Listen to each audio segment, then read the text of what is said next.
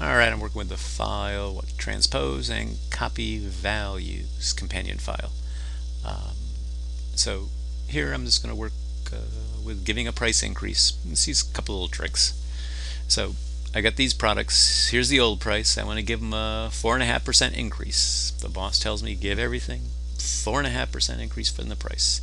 So I'm going to put in the new price over here. And then my new price is going to be my old price times the 4.5% increase. So to do it correctly, I got to do 1 plus the 4.5% increase, absoluted. The 1 because I want to multiply basically the $45, right? Times 1 will give me the $45, and then the $45 times the 4.5% will give me that 4.5% increase. Try it out. Works lovely.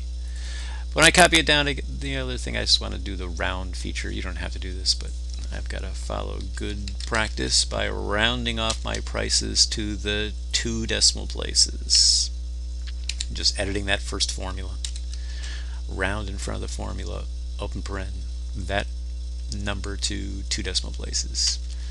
That looks better to me. I'm going to throw it down. And then once I get my new prices, a lot of times you don't need the old prices. So what I'm going to do is I'm just going to wipe out this whole column. But if I delete it here, I get the famous ref error message. It's lost its reference, right? I just deleted that column that had the old prices that were used in the formula here. So that was a mistake. I'm going to undo it. Before, I really want to delete this column out because I don't want to hang around the old prices. I just want to change these formulas. Again, this is a fairly large formula, it's just straight value. I want the $47.58 in this cell, not this round function times C4 times D1. So I'm just going to do a quick copy all these values and then just going to paste, especially this little drop down arrow by the paste, and there's a choice for paste values. I just want to basically put the value over the top of the formula. Hit OK, and then boom, you can take a look. There's no more formula up here in the edit line, just the $47.58. Right? Common command. So then I can wipe out. I want to escape key, get rid of the squiggly lines if you want to, but now I can delete column C and not have a problem. Delete out this 4.5% too.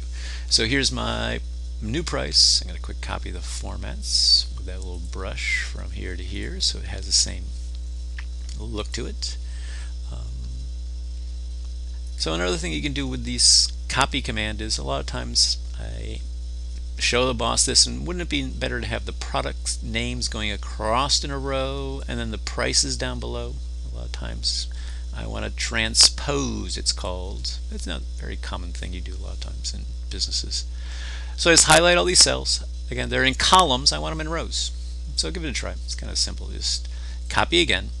Here you have to paste it to a different location. So I'm going to put it over here in E4. And then I'm going to hit the drop down next to paste, and that's what transpose is for. And there you can see instead of columns, they're in rows. A couple of quick commands with the copy. Give it a try.